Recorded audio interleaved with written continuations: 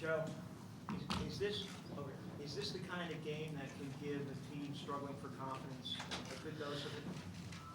Well, I hope so, Rich. I had talked to him during the week about, hey, you got to enjoy this thing. You can't worry about everything. And I thought we played with a little more enthusiasm, made some plays.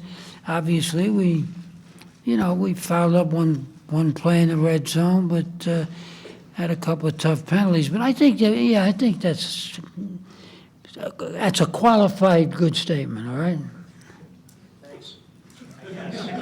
Whatever that means, I don't know. Getting to sound more like a politician.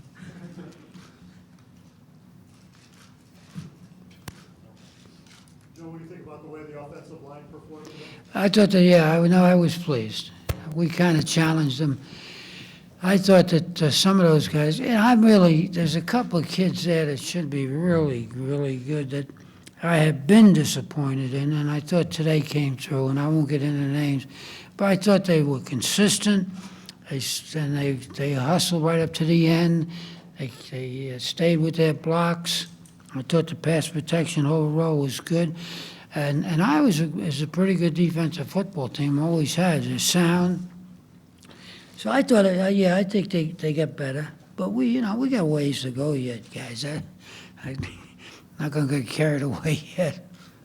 Coach, after Matt's interception in the end zone, you guys pretty much committed to the run almost the whole way. Was that a conscious effort at that point? Well, we had gone in the game not quite sure we could run, but we had, we had talked, and the guys felt that we could, wear them down a little bit. And, when you got to remember, when we got the interception, we had taken that ball a length of the field. We started on our own 3-yard line, had a couple of good runs in there. So, it wasn't a question of all of a sudden, hey, we can't run. We had been running the ball pretty good, but we missed the opportunity. So we had gone in the ball game with the idea that we could run the football. How much? Running for 120 yards. I don't know I couldn't even tell you what we ran it for. But I thought we did a better job blocking. I thought some of the young backs are getting a little better feel for holes.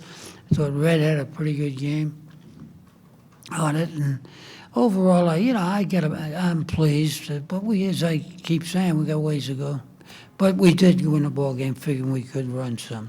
And did you get sore in the first half? You go up there? They almost ran over me once. They came out, and I made a couple quick moves to get out of the way, and oh, jeez. I pulled the whole back and the back of my leg, and then I was afraid I wouldn't be able to. I just don't want to be in the way. I don't want those kids looking around to see where I am. So I told them at halftime, I said, you guys are doing all right. Just let's turn it up one notch, and I'll get out of here and get out of your hair. And they did. But I was hurting. In fact, right now, I'm hurting more now than I have in a week. And that's because I made a stupid move. I'll be all right tonight.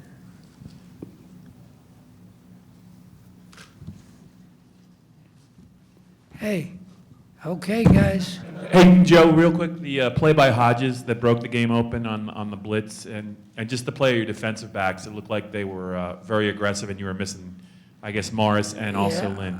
I thought overall, I thought that the defensive people did a good job defensing them. The quarterbacks, has had a couple of hot games, and that McNutt, we did a good job on him. He's really a big league receiver. So I thought we did a good job. I thought the secondary was alert. They didn't give him the bomb, which we were hoping we wouldn't do. So overall, I was pleased. I think the defensive coaches did a good job, but they've been doing a good job all year. We've played pretty good defense all year. Our problem's been mistakes we've made, not taking advantage of some things that when we've made good drives, getting down the red zone, not doing some things, and dumb penalties, and fumbles. So, but the defense has kept us in. every ball game but one, and that was, we had a pretty good football team beat us, and we didn't play that well. Joe, this is it's a little bit off topic, but Al Davis died today, and I know you were a friend of Al Davis's. And Whose? Al Davis. Oh, jeez. Yeah, I thought you might say a few words about He's a it. good old Brooklyn boy. I was telling some of the guys a story. When Al got the job at Oakland, Al was one of the great recruiters of all times. In fact, when Al went with Southern Cal, in fact, Al beat me on that big kid that scouts for him from down New Jersey, big Italian kid. Got him to go to the Citadel. All right? And the guy who was the general who kicked the devil out of the poor Italians going up the Italian Peninsula was a superintendent. And I was trying to give him that angle, but Al got him. Al was a good... it's amazing. Al Davis, Al Lerner, who since has died, Sonny Werblin, Art Modell, Barbara Stanwyck, they were all right from the same high school, Beverly Sills.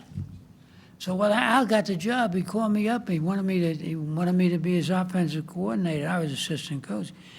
I just got married about a year, and he was going to about triple my salary and give me a car. I didn't have a car. I was making about $6,000, and I thought about it. I said I didn't go all the way out to Oakland. Sue was happy I didn't go, so he blamed it on Sue. So he called Sue up and he said, you're holding back your husband's career. He ain't gonna marry. So I called him up. I said, look, leave Sue out of it. I said, geez, I don't want to take the job. He says, well, why don't you want to take the job? I'll never forget. I thought I'd have a little fun with him. I said, Al, you know what? You and I would have troubles getting along. He said, why do you say that? I said, because I'm smarter than you are, and you'll never admit it. But Al was a good guy. I'm sorry to see that. He'd been pretty sick for a while. Last time I was out on the coast, when Flores was the head coach, I called up Flores. I wanted to go up there and talk a little football with him. Al heard I was coming up and took me out to a big fancy dinner. And he was a tough guy a lot of people in the NFL didn't like him because he was a little progressive. I'm sorry to see him go. I really am. Joe, to your right, McGloin played significantly more in the second half than Bolden. Has anything changed with the quarterback position? Oh, I don't know, Rich. We got to look at that. That was only because of the fact that we had decided second quarter we played pretty good football, and I was all set to play McCoy in the third quarter and then put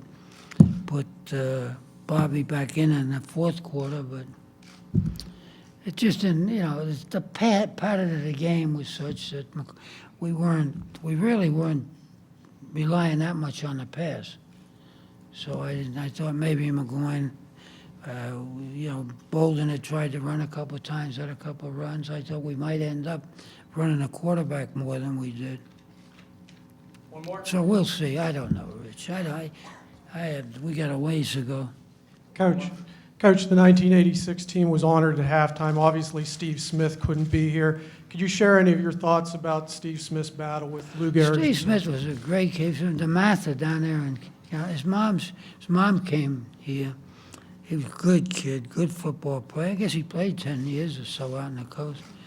But I never remember when I went in to see him, his mom came down to school. She's just a little lady.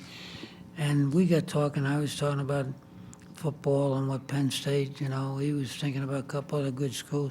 She said, I want to know what kind of education is he going to get. So I told her that. I just reminded her that last night. I said, if it wasn't for you, I wouldn't have gotten him. Because he didn't want to get him. Mom stepped in and got him. Steve was a good kid, real good kid. Liked by his teammates, there was no problems, and a good football player. Catch the ball. He was a big fullback. He was about 235, 40. That's 25 years ago. That's a big deal. That team only lost one game, 2 years. Schaefer was, of course, back, and Shane Conlon was here, and Blair Thomas. Oh, that was a fun night last night. I enjoyed it. Okay, guys, I got to get going. Thanks.